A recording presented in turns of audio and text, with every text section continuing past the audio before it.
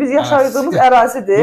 Yəni yolun ortasında parkinqi qoyublar və təsəvvür edin ki, avtobus yolunu, güya ki, avtobus yolu cəmiyyəti, xalqı, vətəndaşı düşünərəkdən bir avtobus zolağı açmışsınız. Mən həmişə avtobus zolağının açılmasının tərəfdarı olmuşam ona görə ki, vətəndaşlar, insanlar var ki, ictimai nəqliyyatdan istifadə edirlər və onlar işə, dərsə, nə bilim, vaxtında çatsınlar. Amma həmin o avtobus zolaqlarını görürsən ki, avtobus çıxı zolaqdan kənarda parkinq xidməti həyata keçirirlər. Hətta baxırsan bir marketdir. Marketin qarşısında, qapısının yanında bir dənə yeri var, oranı da tutub parkinq edirlər.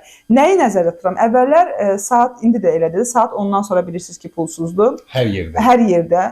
Yox, əksər yerdə pulsuzdur. Əksər yerlərdə parkinq xidməti ondan sonra pulsuzdur. Yəni parkinqi deyirəm. Yox, parkinqi deyirəm. Saat 22:00-dan sonra pulsuzdur. Bəli, səhər saat 7-yə qədər pulsuzdur. Bir də bazar günü pulsuzdur. Bütün gün ərzində pulsuzdur. Əvvəllər bunu çox rahat şəkildə insanlar gedirdilər, ondan sonra park edirdilər maşınlarını. Heç bir sistemdə qeydiyyatdan keçmədən gedirdilər, otururdular, incəlirdilər, əylənirdilər. İndi o əyləncələri də burnundan gətirdilər. Deməli, sən parklamısansa maşınını, mütləq şəkildə qeydiyyatdan keçməlisən. Qeydiyyatdan keçmirsənsə, yerin nə qədərin boş, nə qədərin dolu olduğunu sistem göstərsin deyə. Sistem özü göstərsin də. Yox. Sənin o sistemi görmən sənə nə verəcək ki? Uzaqbaşı vətəndaş gələcək, görəcək yer yoxdur, çıxıb gedəcək orada. Hə, tutalım ki, yer boşdur. Həmin o adama zəng edib deyəcəksən ki, gəl maşını orada saxla. Bu nə absurd yanaşmadır? Bu nə pulsuz olan müddətlərdə idbar yanaşmadır? Siz necə gizlənirlər? Tapa bilmirsən. Məsəl üçün orada bilirsiniz ki, plakatlar, dirəklər yapışdırılıb orada. Dirəklər var, sanılıb. Məsəl üçün elə olur ki, bəzən maşının hansı tərəf xeyli uzaqdadır. Məsələn, uzun məsafəli bir parkinq yerləridir də. Sən maşını saxlayırsan orada və başlayırsan axtarmağa o dirəyi.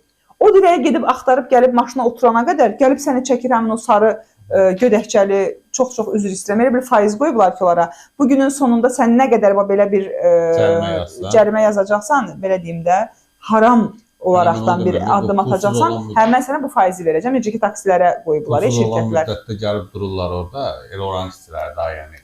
Bilirəm də, yəni çəkim şəkli. Tək çəkmə yox, həm də bu şəkil. Parkovka pulsuzdur, parklanma, bazar üçün. Amma çörək pulundan çıxmışıq. Bəli, çörək pulundan. Ona görə nə edir? Adam məsəl üçün qeydiyyatdan keçə bilmir, hamıda əzbər bilir axı qayda qanunu. Adam gəlir maşını saxlayır, deyir bazar günü pulsuzdur. Bir də görsən ki, cərimə gəldi 20 manat dayanma durmaya görə. Ya ayıb deyə utanmırsınız? Ya adınızı ayna qoymusunuz, çat vermişsiniz. Da sizə deyilən sözdən aynavızdan ayna qalmır. Aynaya baxmaq lazım. Onların aynaya baxırlar, onlar özləri öz aynalarını sındırırlar, amma unutmasınlar ki, bu ölkədə hegemonluq eləyən xalqın üzərində kifayət qədər adamlar olub ki, yəni hardan haraya gəldiyini çox gözəl bilir ki, bugün də o ev dustaqlığında oturub, hələ bir səs-səmiri də gəlmir onun nədir, nə deyil. Amma düşünürəm ki, bu istiqamətdə insanları onsuz da partlayışdan danışır, o işsiz, sosial partlayış olacaq filan. İnsanları canlarından